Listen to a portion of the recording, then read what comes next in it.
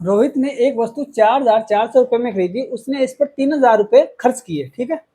उसने इसका मूल्य अपने कुल लागत मूल्य से 25% अधिक अंकित किया। फिर उसने इस पर 19% की दो क्रमिक छूटें दी। वस्तु का विक्रय मूल्य रुपए में ज्ञात कीजिए, ठीक है। देखो, रोहित ने एक वस्तु 4,400 रुपए में खरीदी, ठीक है। तो उसके लिए कॉस्ट प्राइस कितनी होगी? 4,000। वस्तु की कॉस्ट प्राइस होगी 4,400 रुपए, ठीक है, ये होगी। लेकिन उसने आगे क्या किया? उसने इस पर 3,600 रुपए और खर्च कर दिए। वस्तु लाई, उस पर 3,600 और खर्च कर दिया। इसका मतलब उसकी लागत कितनी होगी? 4,400 प्लस 3,600, क्योंकि उसने लागत में जोड़ेगा, उसका खर्च हो गया उस पर, यानी कि उसकी कुल लागत कितनी हो जाएगी? 4,400 प्लस 3,600 रुपए, ठीक है। ये कुल लागत हो जाएगी, जो कि आ जाएगी अपने पास 4, 3, 7 और 1, 8, 8,000 आ जाएगी। यानी कि उसके पास कुल कॉस्ट प्राइस, उसकी लागत आ गई जो 8,000 रुपए आ गई, ठीक है। फिर बोल रहा है कि उसने इसका मूल्य अपने कुल लागत मूल्य से 25% अधिक अंकित किया, यानी कि 25% लागत से। कुल लागत तो ये है, ठीक है, इससे 25% अधिक अंकित मूल्य अंकित किया, ठीक है। अगर कॉस्ट प्राइस अगर 8,000 है तो मार्क प्राइस क्या होनी चाहिए? मार्क प्राइस कितनी बता रहा है? 25% अधिक बता रहा है ना, 25% अधिक। 25% क्या बता रहा है? अधिक बता रहा है। अधिक का मतलब 100 पर 25 अधिक, मतलब अगर कॉस्ट प्राइस अगर 100 है तो 100 पर 25 अधिक बता रहा है। 25% अधिक है, इसका मतलब क्या है? कुल लागत मूल्य से 25% अधिक अंकित मूल्य है। तो 25% अधिक अंकित मूल्य है, तो मतलब 25% का मतलब क्या कह सकते हैं अपन? 100 पर 25% अधिक, ठीक है। 100 पर 25 अधिक, 100 पर 25 अधिक, इसका मतलब अपन कह सकते हैं 125। 100 पर 25 अधिक मतलब 125 बटा 100 है मार्क प्राइस, कॉस्ट प्राइस की, ठीक है। तो कॉस्ट प्राइस की 125 बटा 100 करेंगे तो मार्क प्राइस बराबर कितनी आ जाएगी? यहाँ से अपन मार्क प्राइस बता सकते हैं। मार्क प्राइस आ जाएगी, कॉस्ट प्राइस कितनी है? 8,000। 8,000 से 25% अधिक का मतलब 100 पर 25 अधिक का मतलब 125 बटा 100 है कॉस्ट प्राइस का। कॉस्ट प्राइस का 125 बटा 100, ये आ गई अपने पास मार्क प्राइस, ठीक है। मार्क प्राइस आ गई अपने पास। अब उसने बोला है कि 19% की दो क्रमिक छूट दी है। मार्क, देखो छूट का फॉर्मूला क्या होता है? छूट देने पर सेलिंग प्राइस बराबर होती है mark price into 1 minus discount upon 100, ये होता है फॉर्मूला। इससे अपन सेलिंग प्राइस निकाल सकते हैं, ठीक है।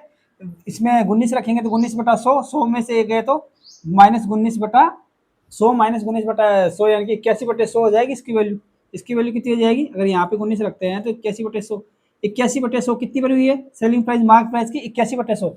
सेलिंग प्राइस क्या होगी? मार्क प्राइस की 81 बटे 100। फिर जो मार्क प्राइस आएगी उस पर फिर से 19% की छूट देंगे तो फिर उसके भी 81% हो, यानी कि अपन अपन कह सकते हैं दो क्रमिक छूट दिए उसके 19% की, यानी कि क्वेश्चन बोल रहा है ना, फिर उसने दो इस पर 19% की दो क्रमिक छूटें दी मार्क प्राइस पर। इस पर दो 19% की क्रमिक छूटें दी।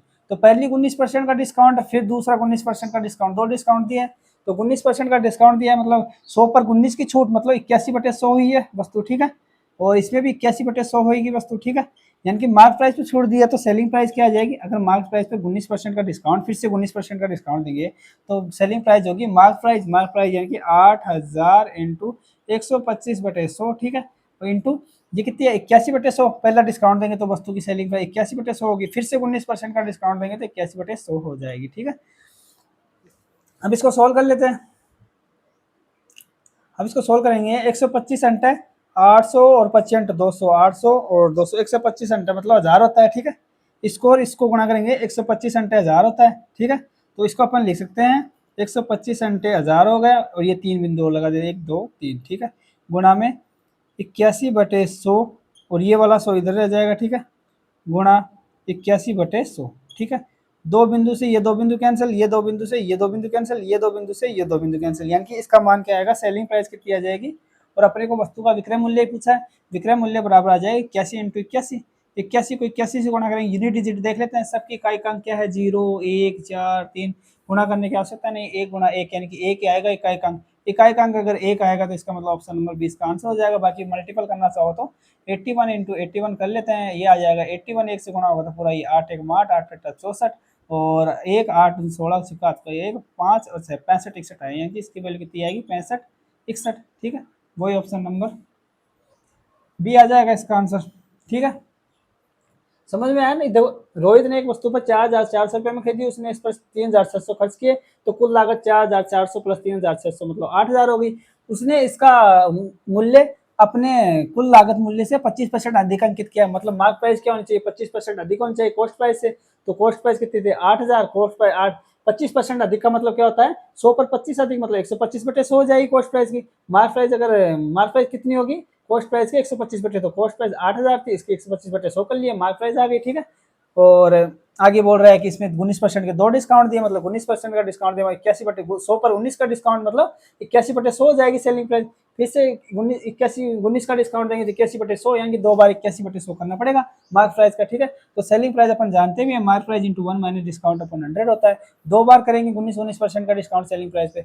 जो पहली ये हो गया, इस पर ये हो गई मार्क प्राइस, और ये पहला डिस्काउंट दिया, सेलिंग प्राइस आ गई, और फिर उस पे जो सेलिंग प्राइस आई नहीं थी उस पे फिर से 19% का डिस्काउंट दिया, 81/100 कर दिया, इसको कैंसिल आउट कर दिया, आंसर आ गया, ठीक है, सेलिंग प्राइस।